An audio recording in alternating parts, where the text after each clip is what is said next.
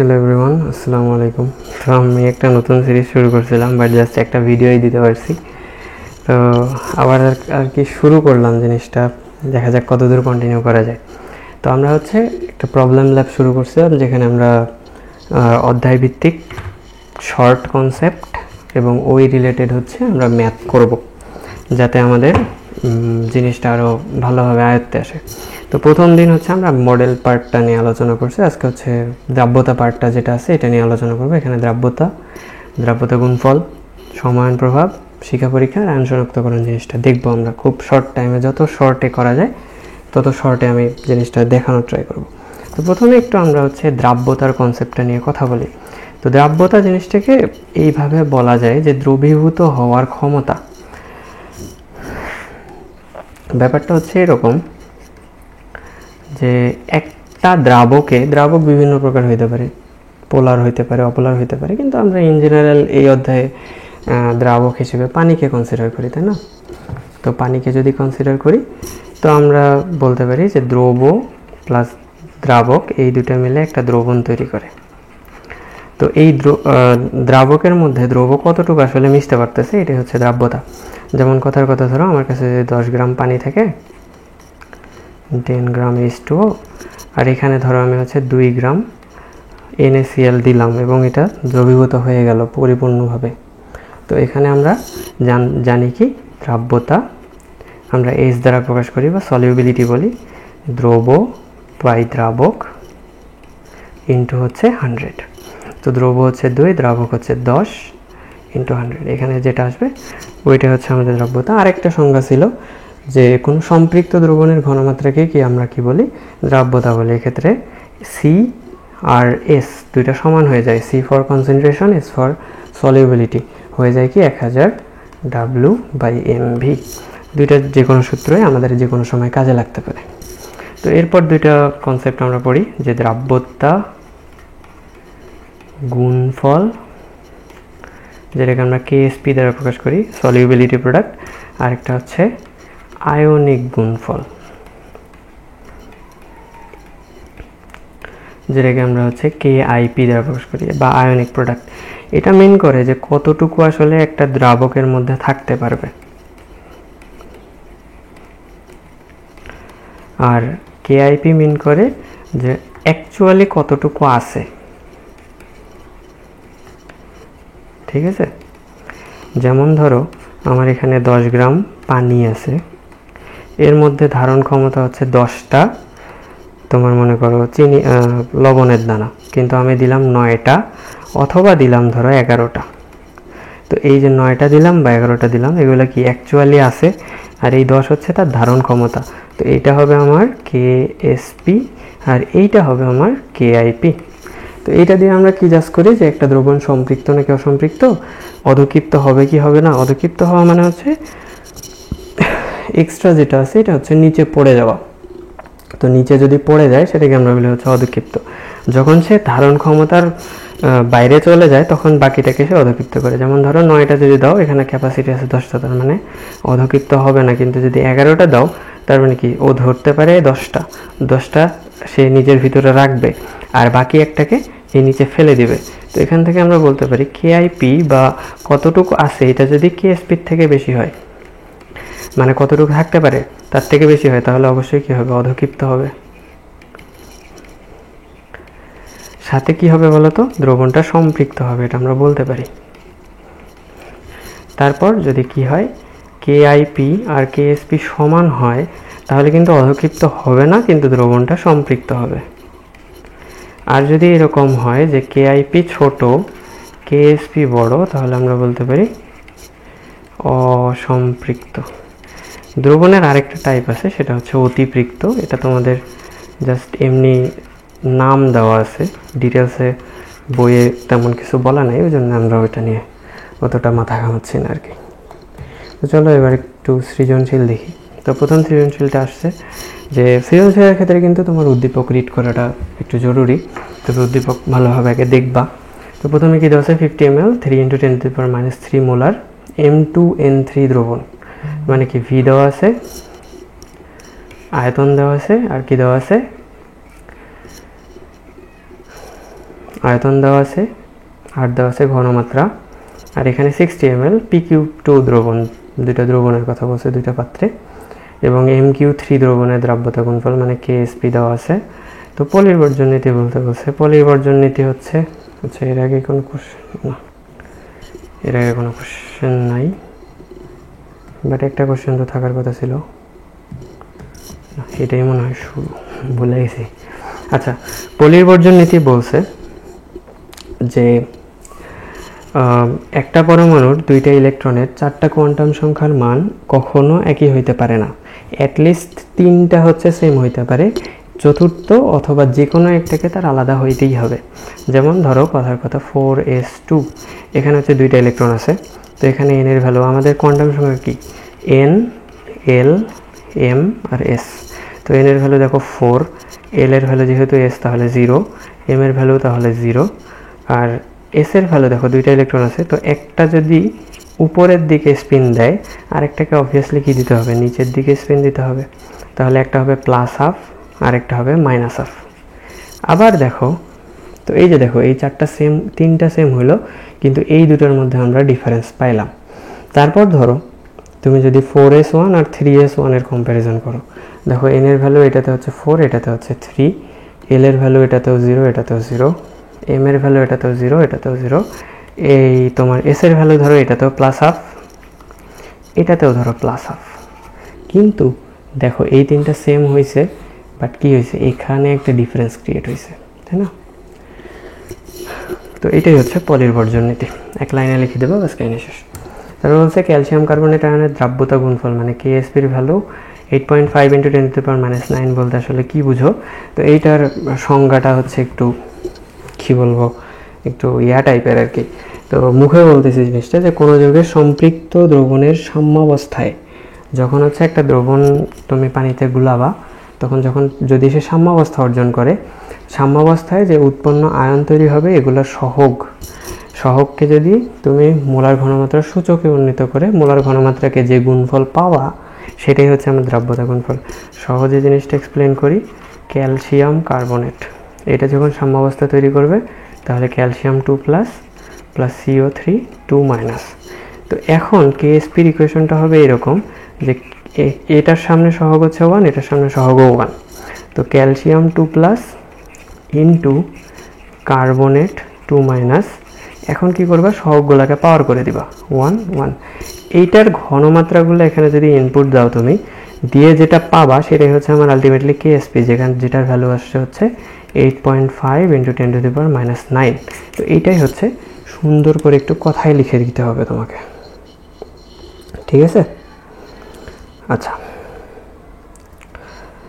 এরপরের কোশ্চেনে যাই। গ নাম্বার কোশ্চেনে বলছে যে পাত্র একে দ্রবণটি সম্পৃক্ত হলে M2N3 এর দ্রাব্যতা গুণফল মানে KSP বের করতে বলছে আমাকে।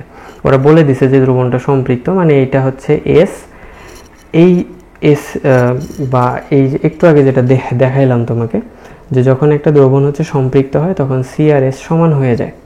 তো এইটাকে আমরা, যদিও আমাদের C দেওয়া আছে বা কনসেন্ট্রেশন দেওয়া আছে, এটাকে আমরা S ধরতে পারি, ঠিক আছে? যদি না বলতো তাহলে কিন্তু ধরতে পারতাম না, ঠিক আছে? তো আমার যেহেতু S দেওয়া আছে, KSP বের করতে বলছে, তো KSP সমীকরণটাকে নিয়ে আসি। তো M2N3 এটা যদি সাম্যাবস্থায় যায় তাহলে M3+ প্লাস হচ্ছে N2-। আমার অবশ্যই ব্যালেন্স করতে হবে, দুইটা M আছে ওই জন্য সামনে 2 দিলাম, এখানে 3টা N আছে ওই জন্য সামনে 3 দিলাম। তো এখন এটা শুরুতেও যদি 1 থাকে এটা হচ্ছে 0, এটা 0, একটু সার্টেন টাইম পর এটা যদি 1 - s হয় তাহলে এখানে সামনে দেখো 2 আছে, তাহলে এটা হবে 2s, এটা হবে 3, ওই জন্য 3s। এখন যদি KSP ইকুয়েশন লিখি, KSP সমান হবে হচ্ছে M3+ সহগ আছে 2, ওটা উপরে চলে যাবে, ভুলে আবার এখানে 2 দেওয়া যাবে না কিন্তু, ঠিক আছে? তারপর হচ্ছে N2-3 এখন M3+ এর ঘনমাত্রা হচ্ছে 2s তার উপরে স্কয়ার ইন্টু N2- এর ঘনমাত্রা হচ্ছে 3s তার উপর স্কয়ার। তো এটা গুণ করো, এখানে হচ্ছে 4s² ইন্টু 27, এখানে 3s কিউব, এই দুটাকে গুণ করলে 108 s two the power 5। s এর ভ্যালু কিন্তু এখানে দেওয়া আছে 3 ইন্টু 10 টু দি পাওয়ার 3, তাহলে 108 into 3 into 10 to the power 3 to the power 5। একটু ক্যালকুলেশন করি, এই কত আসে। 108 into 3 into 10 to the power, sorry এখানে তো -3 টু দি পাওয়ার 5, তো এটা আসে হচ্ছে 2.62 ইন্টু 10 টু দি পাওয়ার -11। এটা হচ্ছে আমাদের অ্যান্সার, ঠিক আছে। পরেরটাতে যাই। ঘ নম্বরে বলছে 2 নং পাত্রে বিদ্যমান দ্রবণের ঘনমাত্রা কমপক্ষে কত হলে 1 ও 2 পাত্রের দ্রবণ একত্রে মিশ্রিত করলে MQ3 এর অধক্ষেপ পড়বে। তো একটু আগে দেখে আসছি অধক্ষেপের শর্ত হচ্ছে KIP-টাকে বেশি হইতে হবে, KSP-টাকে তোমার কম হইতে হবে। তো এখানে বলছে এক্স্যাক্টলি যে কমপক্ষে কত হইতে হবে, মানে একটা এক্স্যাক্ট ভ্যালু আমাদের কাছে জানতে চাইছে। যদি এটা কন্ডিশন আমাদের, বাট এক্সট্রিম কন্ডিশনের ক্ষেত্রে আমরা এই দুটাকে সমান ধরে নিব। যখন এরকম এক্স্যাক্ট ডাটা বের করতে বলবে তখন আমরা জিনিসটাকে সমান ধরে নিই। তো আমরা বলতে পারি এক্সট্রিম কন্ডিশনে আমার কি হবে, KIP আর KSP সমান হবে। KSP ভ্যালুটাকে আমাকে দেওয়া আছে। তো দেখো আমি যদি করি, যেহেতু আমার KSP-টা ইকুয়েশন নিয়ে আসতে হবে, তারপর না আমি ঘনমাত্রা পাবো, তাই না। তো এখানে দেখো আলটিমেটলি তুমি যখন M2N3 আর MPQ2 এই দুটোকে যোগ করবে তখন হচ্ছে বিক্রিয়া করে MQ3 তৈরি হবে। তো MQ3 যখন হচ্ছে তোমার সাম্যাবস্থায় যাবে তখন হচ্ছে কি তৈরি করবে, M3 plus plus Q minus, এখানে Q3 আছে তো আমি সামনে 3 দিব। তো এটা যদি এটা অবশ্য দরকার নেই, কারণ এখানে ডিরেক্ট আমার ফর্মুলা লাগবে। তো KSP-র জন্য আমি কি লিখতে পারি, বা যেহেতু আমার KIP KSP সমান, তো আমি প্রথমে কি বের করতাম, KIP বের করতাম। তো KIP KSP যেহেতু সমান, ওই জন্য আমি ডিরেক্টলি KSP লিখে দিতে পারি, তাই না। তো কি লিখতে পারি, M3 plus into Q minus, দেখো সহগ আছে 3, ওটা কিউব হয়ে যাবে, ঠিক আছে। এখন M3 প্লাস, এখানে চিন্তা করো M3 প্লাসের এই দ্রবণে একটা ঘনমাত্রা ছিল, আবার Q মাইনাসের এখানে একটা ঘনমাত্রা ছিল। তো এখন এই দুটো যখন দ্রবণে যুক্ত হবে, দেখো এটার ভলিউম হচ্ছে 50, এটার ভলিউম হচ্ছে 60। তো দুইটা যখন মিশ্রিত হবে তখন অবশ্যই ঘনমাত্রা চেঞ্জ হবে, কারণ যেহেতু ভলিউম চেঞ্জ হচ্ছে। কেন চেঞ্জ হচ্ছে, আমরা জানি কি N = VS। তো এই মূল সংখ্যা তো কোনোদিন চেঞ্জ হবে না, কারণ তুমি নতুন করে এমও অ্যাড করতেছো না, এম বের করেও নিচ্ছ না, কিন্তু তুমি কি করতেছো, এই ভলিউমটা বাড়াইতেছো। তো একটাকে বাড়াইলে এইটাকে অবশ্যই কমতে হবে, না হলে এটা ফিক্স থাকবে না, বুঝতে পারছো। তো এই জন্য আমাদের নতুন ভিটাকে নতুন এসটাকে বের করে নিতে হবে। তো আগেরটাকে যদি আমরা S1 ধরি আর আয়তনটাকে যদি আমরা ধরি V1, তাহলে আমার পরবর্তী যেটা হবে, যেহেতু n দুইটারই ক্ষেত্রেই সমান, তাহলে V1 S1 এর গুণফলও সমান হবে, তাহলে V2 S2 এটাও সমান হবে। তো এখান থেকে আমরা লিখতে পারি S2 = V1 S1 divided by V2। তো এটার জন্য আমি লিখতে পারি V1 S1 divided by V2, এটার জন্য V1 S1 divided by V2 লিখতে পারি, এটার উপর কিউ আছে। তো আমি ধরে নিলাম কিউ যে দ্রবণটা আছে এখানে PQ2, এখানে কিউ এর ঘনমাত্রা আমি ধরে নিলাম S প্রাইম, ঠিক আছে। এটাই তো আমার বের করতে হবে। তো দেখো M3 প্লাসের যে আদি ঘনমাত্রা, এটা কিন্তু সরাসরি দেওয়া নাই, আমার দেওয়া আছে কি M2N3 এর ঘনমাত্রা। তো এখান থেকে আমার M3 প্লাসের ঘনমাত্রাটা বের করতে হবে। তো কেমনে বের করব, M2N3 এটা বিয়োজিত হয় এইভাবে যে M3 plus plus N2 minus, এটার সামনে আমার দিতে হবে 2, এটার সামনে দিতে হবে 3। তো এটা যদি আমার S হয়, এটা দেখো 2S, কারণ এইটাকে একটাকে ভাঙলে এটা দুইটা পাওয়া যায়, এটার দরকার নেই, ওই জন্য লিখতেছে না। তো এটা S এর ভ্যালু দেওয়া আছে আমার কত, 3 × 10⁻³ তাহলে এটা হবে 2 × 3 × 10⁻³ মানে হচ্ছে 6 × 10⁻³, ঠিক আছে। তো এই যে S1 যেটা, এটা আমি পেয়ে গেলাম। V1 আমার দেওয়া আছে 50 ইন্টু S1 হচ্ছে 6 × 10⁻³ আর সামনে আমি কিন্তু চাইলে KSP-র ভ্যালুটা লিখতে পারি, কত, 4.5 × 10⁻8, 4.5 × 10⁻8, এইটা সমান এটা ডিভাইডেড বাই আমার টোটাল আয়তন কত, 50 আর 60, 10, তাই না? তারপর হচ্ছে v1 60, s1কে আমি ধরছি s প্রাইম, v2 110 কিউব। এখান থেকে আমি কি করব, এক ইকুয়েশন এক আনন দিয়ে হচ্ছে s প্রাইমটা বের করব, যত আসবে ওইটাই হচ্ছে আমার অ্যান্সার। ক্যালকুলেশনটা করে দেখাচ্ছি না, এটা তোমাদের হোমওয়ার্ক থাকলো বাসায় করবা। আচ্ছা ঠিক আছে, পরের কোশ্চেনে যাই। পরের কোশ্চেনে আমাদের বলছে যে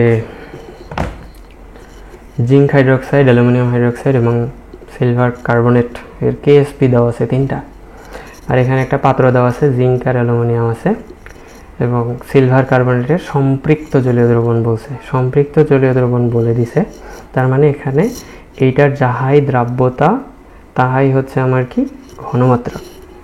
প্রথম কোশ্চেনটা বলছে চুম্বক কোয়ান্টাম সংখ্যা কি। তো চুম্বক কোয়ান্টাম সংখ্যা হচ্ছে যেটার মাধ্যমে আমি কি বুঝতে পারি যে একটা অরবিটালের আকৃতি আসলে কীরকম হবে, সেটা গোলাকার হবে নাকি তো হচ্ছে ডাম্বেল শেপের হবে নাকি ডাবল ডাম্বেল শেপের হবে, এইটা যেটার মাধ্যমে বুঝতে পারি সেটাই হচ্ছে আমার চুম্বক কোয়ান্টাম সংখ্যা। বুঝতে পারছো? তো এটাকে দ্বারা আমরা হচ্ছে এম দ্বারা ডিনোট করি। তারপরের কোশ্চেনটা বলছে ফেরাম 2+ এবং কোবাল্ট 3+ পরস্পর আইসো ইলেকট্রনিক ব্যাখ্যা করতে বলছে। তো অ্যাট ফার্স্ট আমাদের আইসো ইলেকট্রনিক জিনিসটা কি এটা বুঝতে হবে। আইসো মানে হচ্ছে সমান, আর ইলেকট্রনিক মানে হচ্ছে তো ইলেকট্রন, মানে হচ্ছে যদি কখনো ইলেকট্রন সমান হয় সেটাকে আমরা বলি হচ্ছে আইসো ইলেকট্রনিক। তো একটু দেখি ফেরাম 2+ আর কোবাল্ট 3+ এর তোমার হচ্ছে ইলেকট্রন সেম হয় কিনা। তো ফেরাম হচ্ছে 26, একটু ইলেকট্রন বিন্যাস করি 1s2, এইভাবে করি। আর্গন দেই 18টা দিয়ে দিলাম 4s, তারপর হচ্ছে তোমার 3d, 4s এ তো 2টা যাবে, 3d-তে যাবে কয়টা, 20টা হয়ে গেল 6টা। তো আমার যেহেতু 2+, তাহলে এই 4s-টাকে কেটে দিতে হবে। তারপর আমার আসে হচ্ছে, এটা কিন্তু ইলেকট্রন বিন্যাস দেখানোটা ভালো, তুমি এমনিতেও হিসাব করতে পারো, 26 থেকে 2টা গেলে 24টা থাকবে। আবার কোবাল্ট হচ্ছে 27, তার মানে হচ্ছে আর্গন আর হচ্ছে 4s2, 3d হচ্ছে 7। তো এখান থেকে 2টা যাবে, এখান থেকে একটা যাবে, এখানে 6 থাকবে। তো এখানেও দেখো টোটাল ইলেকট্রন হচ্ছে 24, এখানেও টোটাল ইলেকট্রন হচ্ছে 24। তো এটা তুমি এমনিতেও করতে পারো, বাট এখানে ইলেকট্রন বিন্যাসটা দেখানো ভালো, যেহেতু 2 মার্কের অ্যান্সার লিখতেছো, ঠিক আছে? তো এই জন্যে তোমার হচ্ছে দেখো এখানেও ইলেকট্রন আর এখানেও ইলেকট্রন সংখ্যা সমান হয়ে গেছে। তো যেহেতু ইলেকট্রন সংখ্যা সমান হয়ে গেছে, দ্যাটস ওয়াই আমরা বলতেছি কি এরা হচ্ছে আইসো ইলেকট্রনিক। বুঝতে পারছো? ঠিক আছে, পরের কোশ্চেনে যাই। বলছে যে 2 নম্বর পাত্রে সিলভার আয়নের ঘনমাত্রা হিসাব করতে বলছে। তো আমাদের কেএসপির ভ্যালু দেওয়া আছে, তো কেএসপির ভ্যালু দেওয়া আছে, এস বের করতে বলছে বা সি বের করতে বলছে। যেহেতু এদের জলীয় দ্রবণটা হচ্ছে সম্পৃক্ত, তাহলে যাহাই এস তাহাই হচ্ছে সি। তো আমি হচ্ছে এইভাবে লিখতে পারি, যেহেতু আমার কেএসপি দেওয়া আছে, কেএসপি ইকুয়েশনটা নিয়ে আসি আমি। তো Ag2CO3, তো এটা যদি আমি হচ্ছে ইয়া করি তাহলে Ag প্লাস আর হচ্ছে CO3 2-, তো এখানে 2 দিতে হবে, আর এখানে দেওয়া লাগবে না কিছু। তো এটা যদি শুরুতে 1 থাকে এটা 0, এটা 0, 1 - s হইলে এটা 2s আর এটা হচ্ছে s। তাহলে কেএসপির ইকুয়েশন হবে Ag plus square into CO3 2-, minus. তো এখানে এটার ঘনমাত্রা হচ্ছে 2s স্কয়ার ইন্টু হচ্ছে s। তো এখানে আমি কি লিখতে পারি 4s স্কয়ার ইন্টু আমার হচ্ছে s, তাহলে 4s কিউব। এমনিও কিন্তু হিসাব করা যেত, ওই যে এই সূত্র পড়ছো না, 2 two the power 2, 1 two the power 1, s two the পাওয়ার 2 + 1। এখানেও কিন্তু তোমার দেখো 4s কিউবই আসে, তাই না? তো এখান থেকে কেএসপির ভ্যালু আমাকে দেওয়া আছে 8.5, আর একটু জায়গা লাগতো।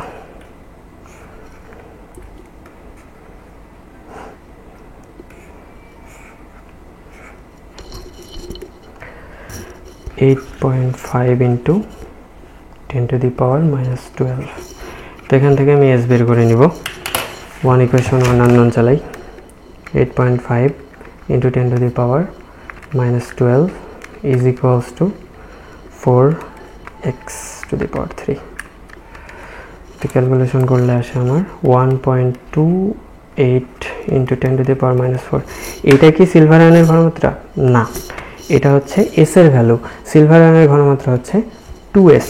তাহলে সিলভার এর ঘনমাত্রা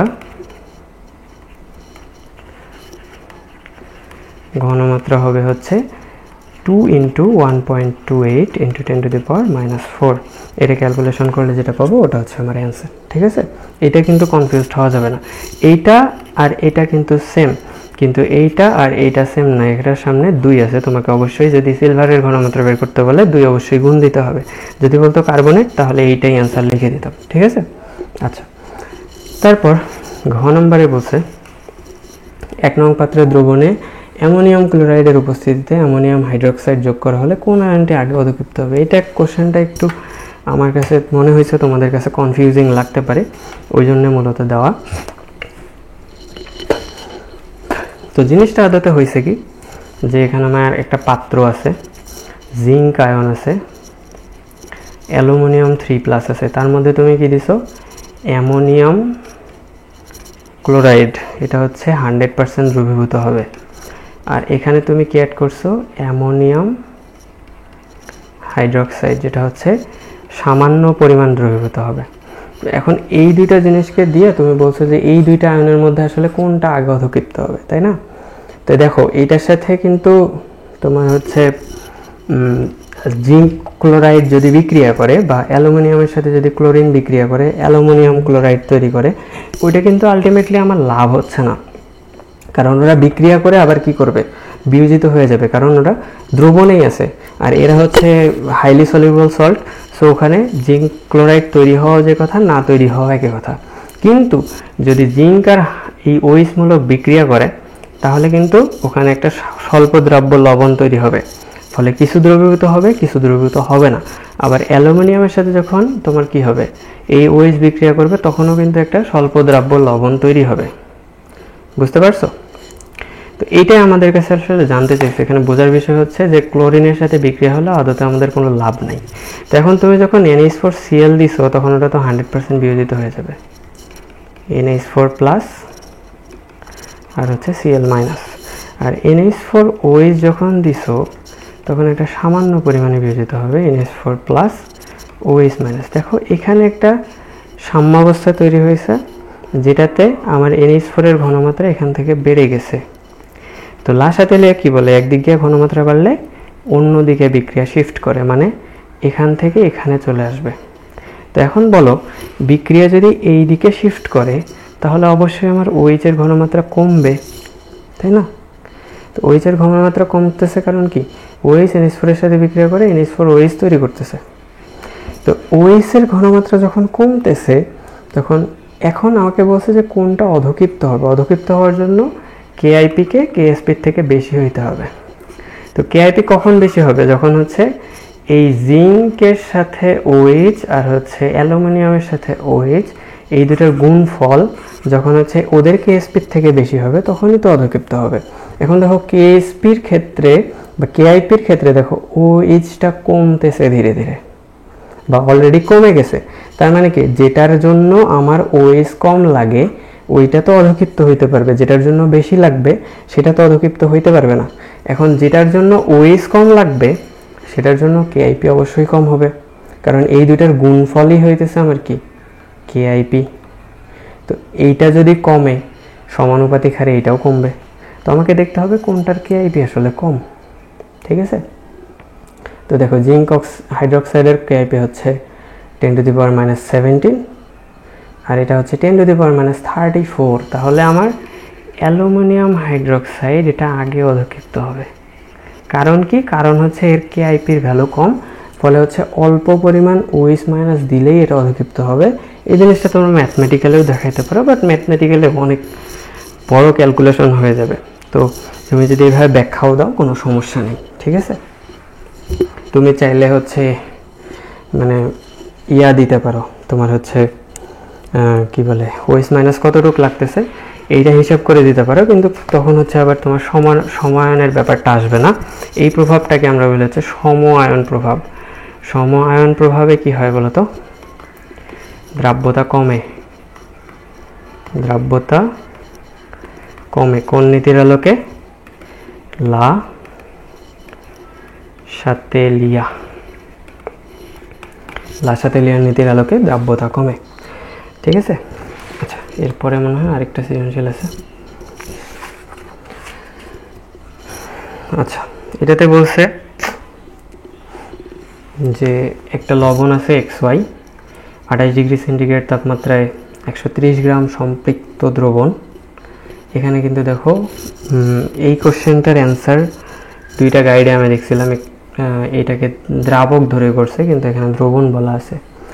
এটাকে উত্তপ্ত করছে 32 ডিগ্রিতে নিছে, এবং এখানে YZ আরেকটা দ্রবণ আছে, XZ এর KSP বলা আছে, এবং 28 এবং 32 ডিগ্রি সেলসিয়াস তাপমাত্রায় তোমার হচ্ছে XY মানে এই লবণটার কি দেওয়া আছে? দ্রাব্যতা দেওয়া আছে। একটা হচ্ছে 35 আর একটা হচ্ছে 45। দ্রাব্যতা গুণফল কি একটু আগে আমরা দেখে আসছি, প্রথমেও পড়াইছি। তারপর হচ্ছে হুন্ডের নীতি অনুযায়ী ফসফরাসের ইলেকট্রন বিন্যাস দেখাইতে বলছে। তো খ নাম্বারটা আমি দেখাচ্ছি। হুন্ডের নীতি অনুযায়ী মানে কি? তোমার হচ্ছে ইলেকট্রনগুলা বিজোড় অবস্থায় আগে প্রবেশ করবে, তাই না?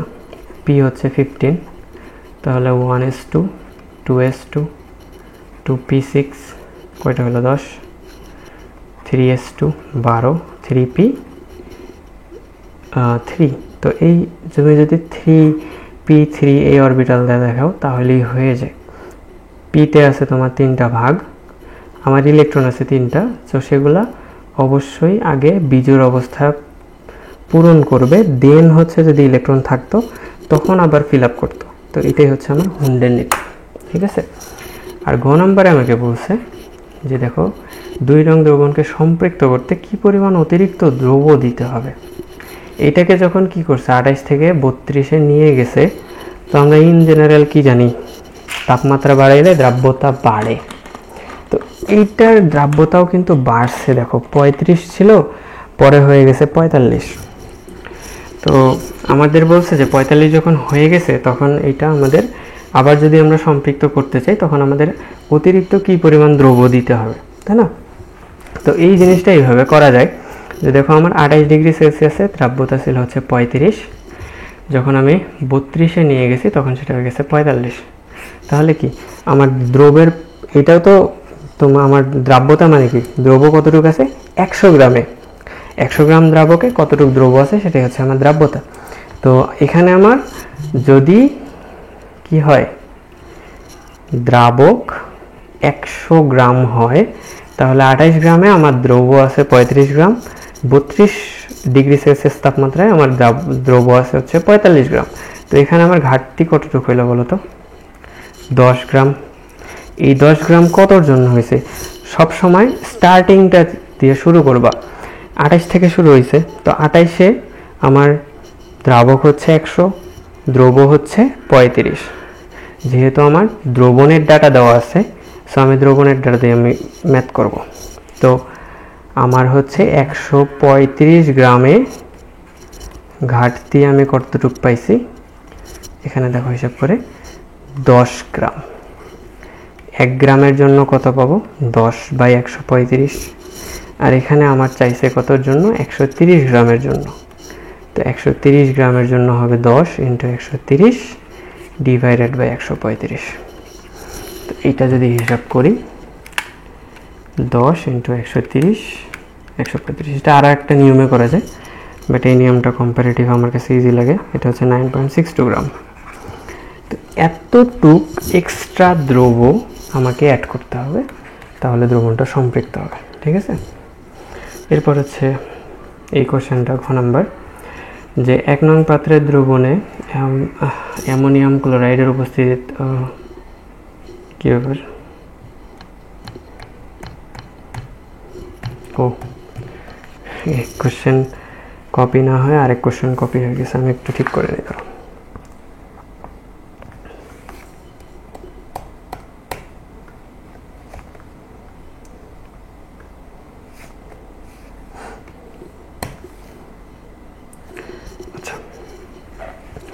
আমাদের বলছে যে 0.01 মোলার XY দ্রবণ 3 নম্বর দ্রবণে যোগ করা হয়েছে, XZ এর দ্রাব্যতার কোনো পরিবর্তন হবে কিনা।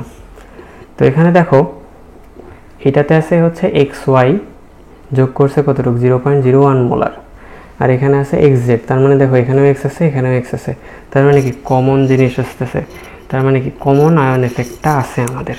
তো কমন আয়ন এফেক্টে কী হয়, দ্রাব্যতা কমে, সেই কতটুকু কমবে সেটা আমাদের বের করতে বলছে। অ্যাকচুয়াল দ্রাব্যতা আমাদের দেওয়া আছে, যে কেএসপির মানে অ্যাকচুয়াল দ্রাব্যতা না, দ্রাব্যতা গুণফল দেওয়া আছে, যে কেএসপির ভ্যালু আছে 4 × 10⁻11। তো এখান থেকে আমাদের পরিবর্তিত দ্রাব্যতাটা বের করতে হবে।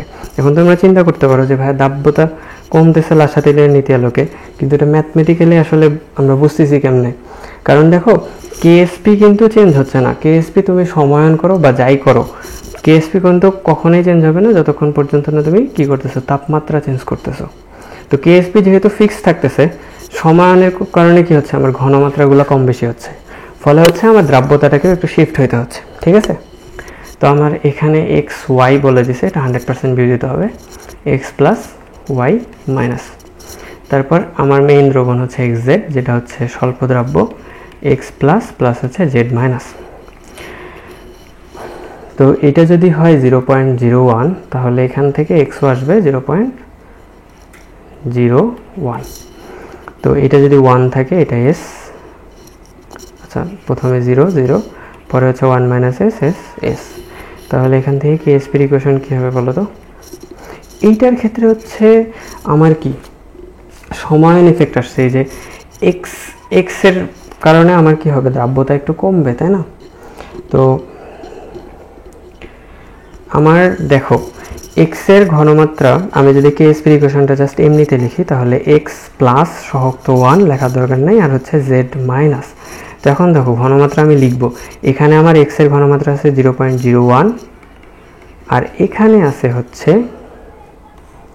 এস, যেটা হচ্ছে আমার পরিবর্তিত ঘনমাত্রা, এবং এটাকে আমরা যেহেতু সম্পৃক্ত অবস্থায় কনসিডার করতেছি, তাহলে এটাকে দ্রাব্যতাও লিখতে পারি, প্লাস এস ইন্টু জেড এর ঘনমাত্রা হচ্ছে এস। কেএসপির ভ্যালু আমাকে কত দেওয়া আছে, 4 × 10⁻11, 4 × 10⁻11। তো এখান থেকে যদি আমি এস এর মানটা বের করি, এটাই তো আমার দ্রাব্যতা, তাই না, পরিবর্তিত দ্রাব্যতা। তো এটাই হচ্ছে আমার অ্যান্সার হবে। আর এটা ক্যালকুলেশন করলে, আচ্ছা এটাকে S1 দিয়ে ডিনোট করলে ভালো হয়, তাহলে তোমাদের বুঝতে সুবিধা হবে। তো এখানে যদি S1 বলি, তাহলে S1 আসবে দেখবা 4 × 10⁻9 মোল পার লিটার। একক লিখতেও পারো, নাও লিখতে পারো, কোনো সমস্যা নেই। তো দ্রাব্যতার ক্ষেত্রে আরেকটা জিনিস, সেটা হচ্ছে জটিল যৌগের দ্রাব্যতা।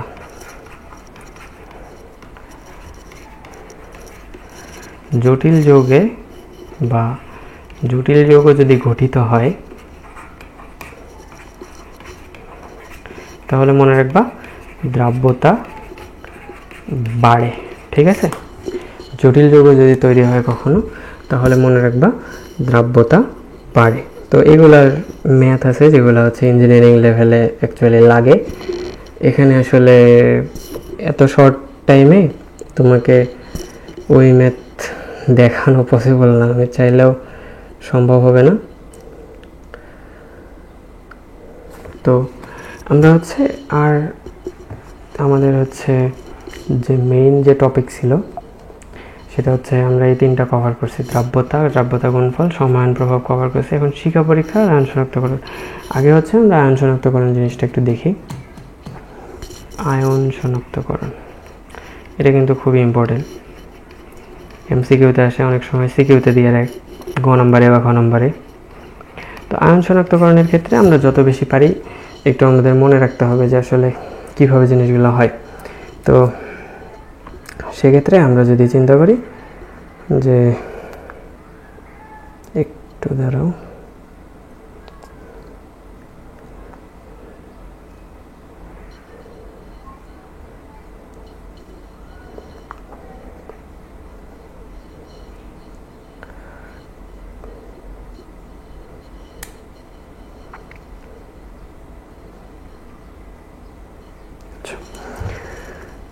আমাদের আয়ন শনাক্তকরণে আমরা হচ্ছে প্রথমে একটু যে ক্লোরাইড আয়ন কীভাবে শনাক্তকরণ করতে হয়। তো ক্লোরাইড আয়নের সাথে আমরা যদি কী করি, সিলভার নাইট্রেট দেই, তাহলে AgCl এর একটা সাদা পদক্ষেপ পড়ে। এটাকে এইভাবে দেখাই, এটা হচ্ছে সাদা পদক্ষেপ পড়ে।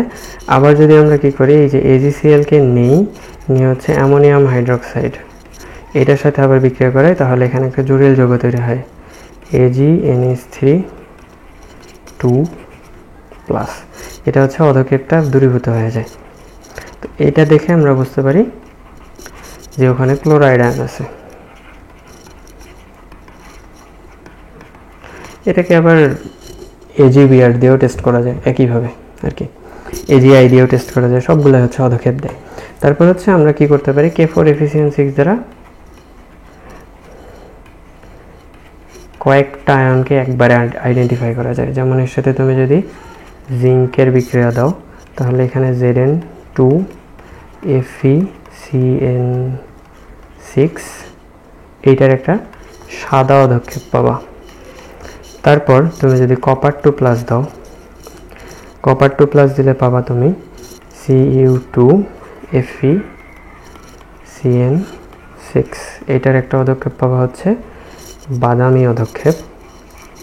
তারপর তুমি যদি কি করো, ফেরাম 3+ দাও, তাহলে এখানে পাবা FeKFeCN6, এটা হচ্ছে গাঢ় নীল পদক্ষেপ পাবা তুমি।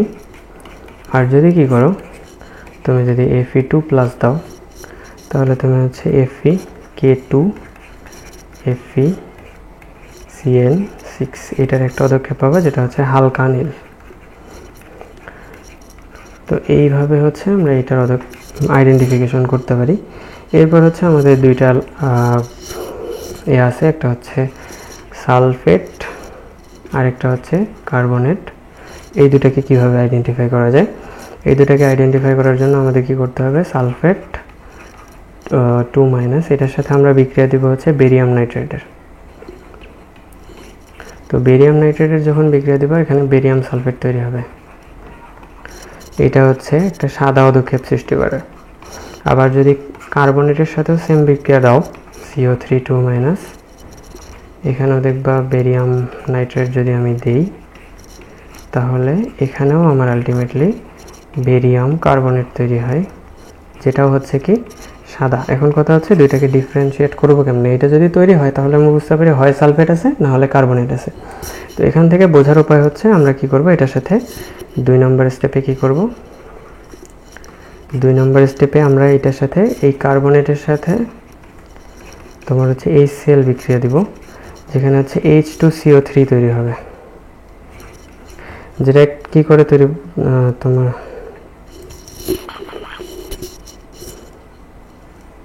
ওয়েট H2CO3 আলাদা তৈরি হয় না, এখানে তৈরি হয় হচ্ছে তোমার কার্বন ডাইঅক্সাইড। তো কার্বন ডাইঅক্সাইড যখন তৈরি হয় তখন হচ্ছে আমরা বুঝতে পারি যে ওখানে কার্বনেট আছে।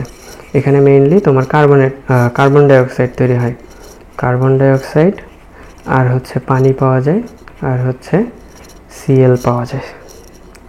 তো এখানে যে কার্বন ডাইঅক্সাইডটা উড়ে যায়, এটা আমরা বুঝতে পারি যে এখানে হচ্ছে কার্বনেট আয়ন আছে। আর যদি তুমি সালফেটের সাথে দাও, সালফেটের 2- এর সাথে দাও আর তার সাথে HCl দাও, এখানে কিন্তু কার্বন ডাইঅক্সাইড তৈরি হবে না, এখানে কার্বন ডাইঅক্সাইড পাওয়া যাবে না। তো অ্যাট ফার্স্ট আমরা কি করব, বেরিয়াম নাইট্রেটের সাথে বিক্রিয়া দেখব যে সাদা পদক্ষেপ তৈরি করতেছে কিনা। যদি সাদা পদক্ষেপ তৈরি করে দ্যাটস ফাইন, যে ওখানে হয় কার্বনেট আছে না হয় সালফেট আছে। পরে যদি HCl এর সাথে সে কার্বন ডাইঅক্সাইড তৈরি করে, তাহলে হচ্ছে সে তোমার হচ্ছে কার্বনেট আয়ন, যদি না করে তাহলে সালফেট আয়ন। ঠিক আছে, এরপর হচ্ছে খুবই একটা ইম্পর্টেন্ট জিনিস, সেটা হচ্ছে অ্যামোনিয়াম আয়ন শনাক্তকরণ। NH4+। NH4+ আসলে তৈরি করা যায় যে তোমার হচ্ছে নেসলার দ্রবণ দিয়ে। নেসলার সলিউশনের সংকেত হচ্ছে K2HgI4। তো কি করতে হয়, অ্যামোনিয়াম ক্লোরাইড তার সাথে যদি তুমি সোডিয়াম হাইড্রোক্সাইড দাও, তাহলে তুমি এখানে কি পাবা, NH3 পাবা, যেটা হচ্ছে গ্যাস আকারে উড়ে যেতে যাবে। এখন এই NH3 কে তুমি যদি কি করো, K2HgI4, এখানে কিন্তু দেখো আমার NH4 এর একটা সোর্স আছে। তো এইটাকে যখন K2HgI4 এ দিবা, তখন তুমি এখানে পাবা NH2Hg2I3, এটা হচ্ছে একটা বাদামি পদক্ষেপ পাওয়া যায়। এখান থেকে আমরা বুঝতে পারি যে এখানে হচ্ছে তোমার অ্যামোনিয়াম আয়ন আছে। এরপর হচ্ছে আর দুইটা জিনিস, যে একটা হচ্ছে অ্যালুমিনিয়াম 3+। অ্যালুমিনিয়াম 3+-এর ক্ষেত্রে অ্যালুমিনিয়াম 3+ যে আয়নটা আছে এটার সাথে সোডিয়াম হাইড্রোক্সাইডের যখন বিক্রিয়া দিবা তুমি, তখন হচ্ছে অ্যালুমিনিয়াম হাইড্রোক্সাইড এটার একটা সাদা জেলির মতো পদক্ষেপ পাবা। তারপর তুমি যদি কি করো, এই অ্যালুমিনিয়াম হাইড্রোক্সাইড এটাকে আবার যদি সোডিয়াম হাইড্রোক্সাইডের সাথে বিক্রিয়া করো, তাহলে তুমি হচ্ছে NaAlO2 এইটা পাবা। এটা হচ্ছে দ্রবীভূত হয়ে যাবে, সাদা যে জেলির মতো পদক্ষেপ ছিল সেটা হচ্ছে দ্রবীভূত হয়ে যাবে। আবার যদি তুমি কি করো, NaAlO2 যেটা পাইছো এটাকে যদি অ্যামোনিয়াম ক্লোরাইডের সাথে বিক্রিয়া দাও, তাহলে হচ্ছে সোডিয়াম হাইড্রোক্সাইড পাবা। আর সাথে হচ্ছে আবার হচ্ছে তুমি অ্যালুমিনিয়াম হাইড্রোক্সাইড পাবা, ফলে আবার কি পাবা, তুমি সাদা জেলি ফেরত পাবা। এটা দেখে আমরা বুঝতে পারি যে এখানে অ্যালুমিনিয়াম আয়ন আছে। আরেকটা হচ্ছে সোডিয়াম আয়ন। সোডিয়াম আয়নের ক্ষেত্রে আমরা কি করি, সোডিয়ামের সাথে হচ্ছে K2H2SB2O7, এটাকে কি বলে আমি জানি না, এটা বিক্রিয়া করলে পটাশিয়াম সরে যায়, সোডিয়াম বসে পড়ে, Na2H2SB2O7 এটা তৈরি হয়। এটা হচ্ছে তোমার সাদা পদক্ষেপ দেয়, যেটা দেখে আসলে আমরা বুঝতে পারি যে এখানে সোডিয়াম আয়ন আছে। তো অনেক সময় পরীক্ষায় বিশেষ করে অ্যাডমিশন টেস্টে দেখা যায় যে খাবার লবণের শনাক্তকরণ বা খাবার লবণের আয়ন দুটি শনাক্তকরণ। তো খাবার লবণে কি কি আছে, তোমার সোডিয়াম প্লাস আছে আর হচ্ছে ক্লোরিন মাইনাস আছে, এই দুটা শনাক্তকরণ করলেই হয়ে গেল।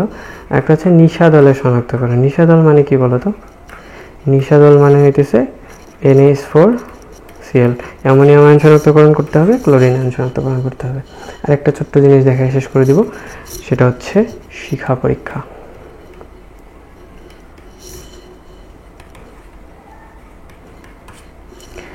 তো শিখা পরীক্ষার জন্য আমি জাস্ট কালারগুলো লিখে দিচ্ছি। লিথিয়ামের জন্য আমরা পাই লাল, সোডিয়ামের জন্য আমরা পাই হচ্ছে সোনালী হলুদ। শিখা পরীক্ষা আমরা মূলত করি কি, শিখা দিয়ে ওদেরকে আসলে এক্সাইটেড করি, ইলেকট্রনগুলো উপরে শক্তি স্তরে যায়, আবার যখন নিজের শক্তি স্তরে নেমে আসে তখন ওরা বিভিন্ন বর্ণ দেখায়। এটা দেখে আমরা বুঝতে পারি যে এটা আসলে কোন ধাতু। তারপর হচ্ছে রুবিডিয়ামের ক্ষেত্রে হচ্ছে লালচে বেগুনি। তারপর হচ্ছে সিজিয়ামের ক্ষেত্রে হচ্ছে নীল।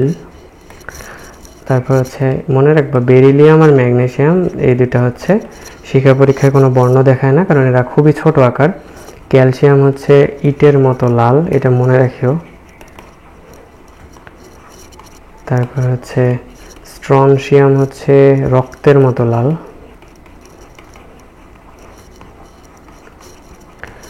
বেরিয়াম হচ্ছে সবুজ,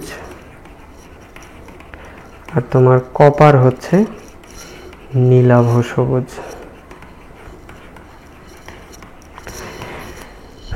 এই অধ্যায়ের ওই দ্রাবক নিষ্কাশন পার্টটা বাকি থাকে, আমি ভিডিওটা লং করতে যাচ্ছি না। দ্রাবক নিষ্কাশন পার্টটা বাকি থাকে, তো এটা হচ্ছে রিসেন্ট কোনো একটা টাইমে দেখা যাক নেওয়া যায় কিনা। ঠিক আছে, ভালো থেকো, আসসালামু আলাইকুম।